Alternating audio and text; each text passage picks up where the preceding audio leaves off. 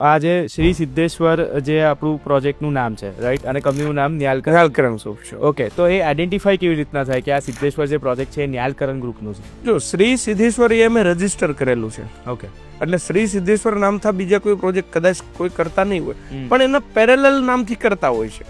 Okay, એટલે શ્રી સિદ્ધેશ્વર એ by Nyalkaran group, project by Nyalkaran group Shri Siddheshwar એ ઓરિજિનલ ઓકે, એટલે ત્યાં તમને જોવા મળી છે બાય ન્યાલકરણ ગ્રુપ. ગ્રુપ. અને પ્લસ સિદ્ધેશ્વર મારું ટ્રેડમાર્ક છે, રજીસ્ટર કરેલું છે. હમ. મારી બધી ઓફિસમાં રજીસ્ટર ફાઇલ વિકેટ મૂકેલા છે. યસ યસ, એટલે શ્રી સિદ્ધેશ્વર એચ મારો ટ્રેડમાર્ક છે.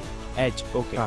Shri Siddheshwar Homes, Shri Siddheshwar Happy Homes, Shri Siddheshwar Hillstone, Shri Siddheshwar Highness, Shri Siddheshwar Havelock, Shri Siddheshwar Hazlewood.